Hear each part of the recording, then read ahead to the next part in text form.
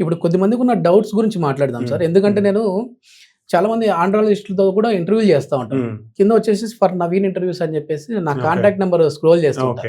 Doctor అనుకొని నాకు call చేస్తున్నారు.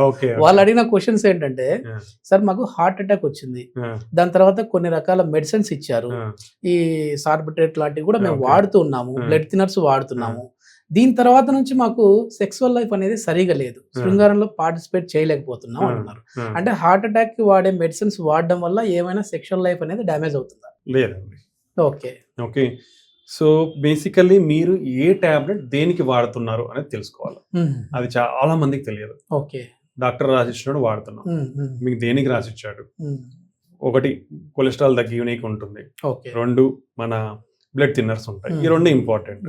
ఇవి రెండు ఒక 1 year వరకు ఎక్కువ ఉంటాయి, తర్వాత తగ్గిస్తారు. నెక్స్ట్ వచ్చేసి మీకు బీపీ షుగర్ ఉందనుకోండి, దాని మందులు కంట్రోల్కి వాడుకోవాలి.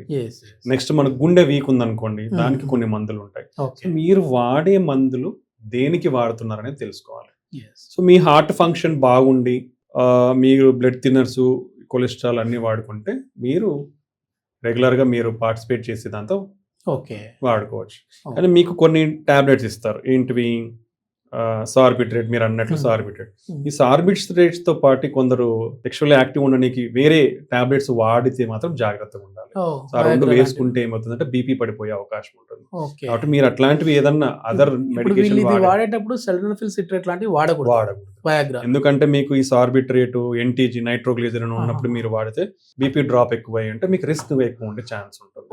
కాబట్టి మీరు అలాంటివి ఏదైనా ఉన్నప్పుడు డాక్టర్ సలహా తీసుకొని దాన్ని బట్టి మీరు చేసుకోవాల్సిన అవసరం. అంటే ఇవి నైట్రేట్స్, అవి నైట్రేట్స్ కాబట్టి సో రెండు ఈ వాసో డైలటేషన్ వల్ల వెజల్స్ రిలాక్స్ అయిపోవడం వల్ల మనకి బీపీ పడిపోయే అవకాశం ఉంటుంది. మరి దాని వల్ల ఇంకా వాళ్ళకి సామర్థ్యం పెరగాలి కదా, ఎట్లాగో ఓవరాల్ బీపీ అనేది పడిపోతుంది.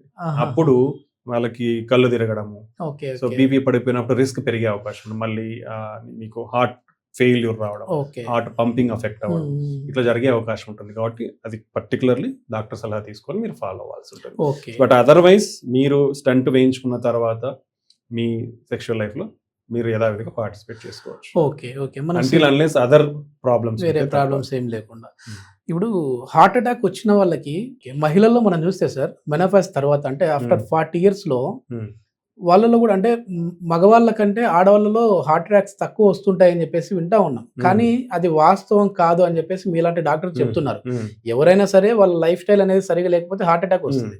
కానీ మహిళల్లో ఈ మధ్య మనం గతంతో పోలిస్తే హార్ట్ అటాక్స్ ఎక్కువ చూస్తున్నాం, అది కూడా మెనోపాజ్ లో. ఎందుకు, ఏం జరుగుతా ఉంది?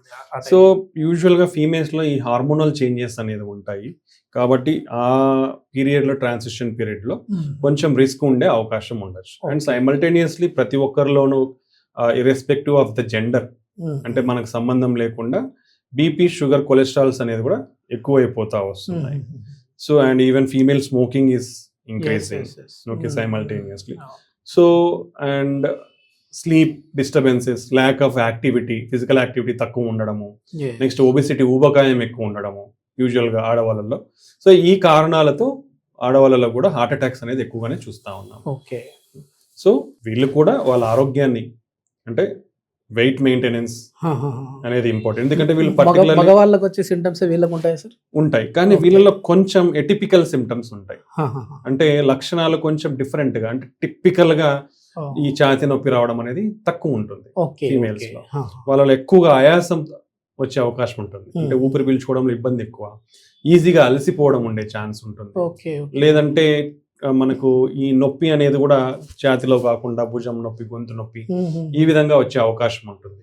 సో వాళ్ళ ఏజ్ తో కానీ పక్కన వాళ్ళ అదే సిమిలర్ ఏజ్ గ్రూప్ తో పోలిస్తే ఈజీగా అలసిపోవడము, వీక్నెస్ ఉండడము, సో ఇలాంటి లక్షణాలు ఎక్కువగా ఉండే అవకాశం ఉంటుంది అన్నమాట ఆడవాళ్ళలో. కాబట్టి వాళ్ళు ఈ చిన్న చిన్న లక్షణాలను కూడా చాలా మంది నెగ్లెక్ట్ చేస్తారు, పర్టికులర్లీ ఫీమేల్స్.